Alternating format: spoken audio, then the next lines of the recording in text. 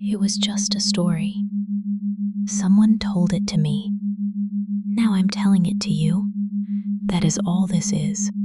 But before it starts, settle in. Let your shoulders drop away from your ears. Let your jaw go loose, because most people hold it all day without ever noticing. Breathe in through your nose, slow and easy. And let it go. Good. Stories land better when the body has already stopped arguing. So, here is the warning, and it is a small one, and you will probably forget it. If you ever meet a woman who smiles at you a little too long, do not let her touch your face. That is all. That is the whole warning. You can keep the rest of the story if you want it. You are in a bar, not a loud one. The kind with dark wood that has gone soft at the edges from 30 years of elbows and low amber light in glass shades and one bulb near the back that hums slightly. There are bottles behind the bar in 3 rows, and the middle row catches the light and throws it back gold. Someone is laughing 2 tables over. The room smells like old beer and cold air from the door, and under that, faintly like rain on stone, you have a glass in front of you. You are not drunk. Remember that part. And you are comfortable. Your shoulders have come down. The noise of the room has turned into one soft wall of sound, the way it does when you stop listening to any particular part of it. Stories work like that too. She sits down beside you. You did not see her cross the room. She is easy to talk to. That is the first thing you notice, and the only thing you notice, and it is worth noticing that it is the only thing.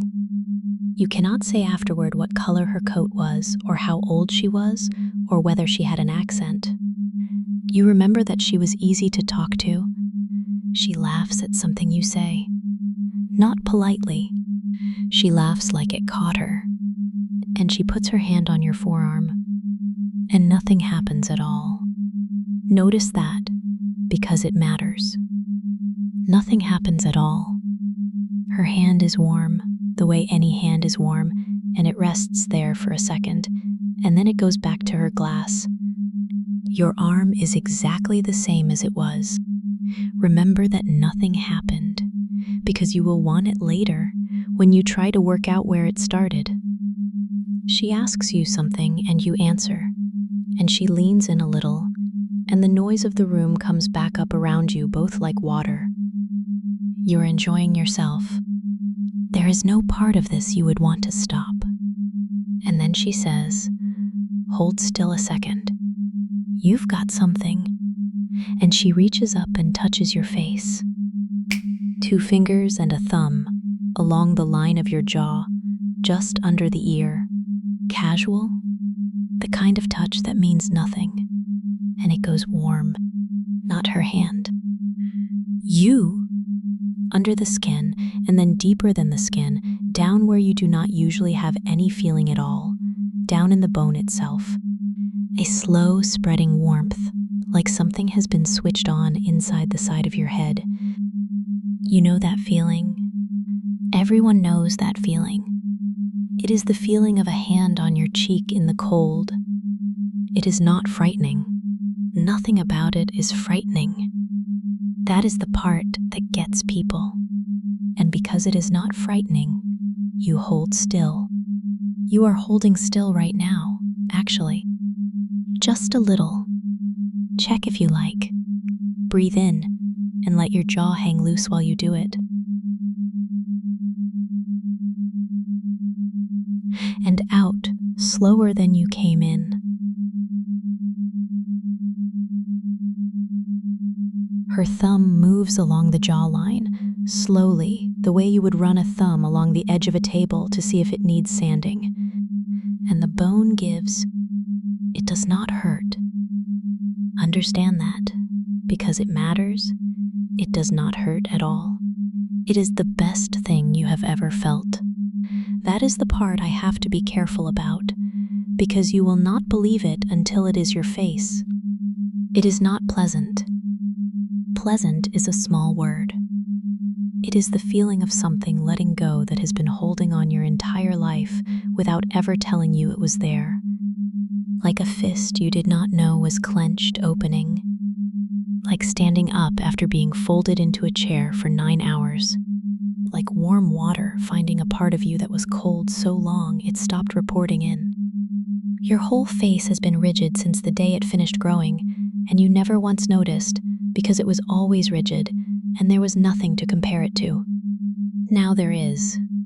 It has simply stopped being hard. It has gone the way warm wax goes, still solid, still holding shape, but soft under pressure, and her thumb presses gently and draws forward, and the line of your jaw comes with it. You feel it move. You feel your own face move under someone else's hand. From the inside, an inch of you sliding to a new place, and it feels so good that a sound comes out of you before you can decide whether to make it. You do not stop her. You could not have stopped her, and you did not want to. And both of those are true at the same time, and nothing in you is fighting anything. It is happening, and you want it to keep happening. That is not a trap, she said. That is just what soft feels like after a lifetime of hard. The room is still going. Someone laughs 2 tables over. The bulb at the back is still humming. Nobody looks over.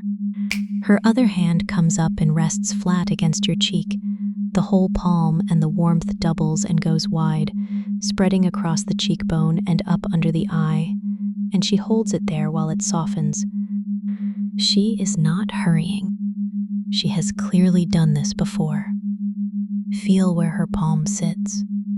Feel the heat behind it, going in, going deep, going all the way through to the inside of your mouth. Hear the room turn back into that soft wall of sound. See the amber light on the bottles, the middle row, gold. And then she pulls, slow, very slow. The heel of her hand under your cheekbone, drawing forward and down, and your face follows her, lengthening, the flesh and the bone moving together like one warm thing, out past where a face is supposed to end. You feel the pull in your teeth. You feel it in the roof of your mouth. You feel the skin over the bridge of your nose stretch and then not be stretched anymore because it has grown to cover what is underneath it, the way skin does when it is given a little time and a little warmth. Are you swallowing? Right now, a little? Go ahead. That is your body keeping up. And the whole time, you're looking at her, and she is looking at your face the way a person looks at their work. Then she stops. She takes her hands away. And that is worse than anything she did to you. The warmth goes out of you the way heat goes out of metal, from the outside in, slowly over maybe 10 seconds, and you can feel every second of it. You can feel the softness closing. You can feel your face going back to being a thing made of bone, hardening around whatever shape it happened to be in when she stopped, setting like something poured and left. And when it is finished, your face is exactly as rigid as it was for your entire life before tonight. And now you know what that costs. Now you have something to compare it to. You would let her do that again. Right now. You would sit here and let her do anything she wanted. If the warmth came back. She sits back. She looks at you. And she makes a small sound in her throat. Not a happy one. The sound a person makes when something is not quite right and they have run out of time to fix it. She says.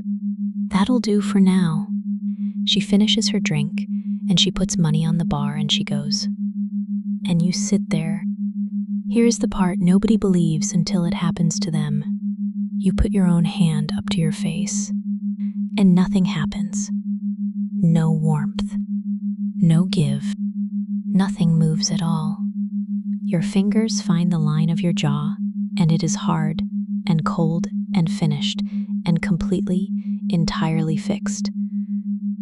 You press. You press harder than you would ever normally press on your own face. It does not move a millimeter. You cannot undo it. You cannot even reach it. Your hands are not the hands that do this. Only hers are. And notice what you are actually upset about. It is not that she changed your face. You have barely thought about your face. It is that you cannot get the warmth back, and you have no way of asking for it, and you did not get her name. So you do what everybody does. You go home, and you look in the mirror, and it is your face. Of course it is your face. It has always been your face. And you put your palm flat against your own cheek, and you hold it there, and you wait to see if it works. It does not work. It is only ever a hand on a face. But something in you keeps going back to it. And that brings us to the end of the story, and to the small favor it asks of you. Run 2 fingers along your jaw, left side first, from the ear down to the chin, slow. Then the right side, the same way, the same speed. Go on. I will wait.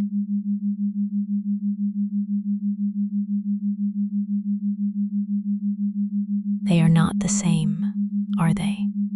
One side comes down a little steeper. One side has a little more length in it before it turns. Something on one side sits slightly further forward than it does on the other. She is very good, but she is not perfect, and she always pulls one side harder than the other. Everybody who does this finds it, every single one. And the more carefully you check, the more clearly you feel it, and the more clearly you feel it, the more often you're going to check. So that is the story. And here's the warning again. And this time you will keep it. If a woman smiles at you a little too long and reaches up and says, "Hold still," you have got something you will know in the first half, second. Not because she does anything obvious, because it goes warm. Warm in the bone, under her fingers, in a place that has never had a feeling in it before.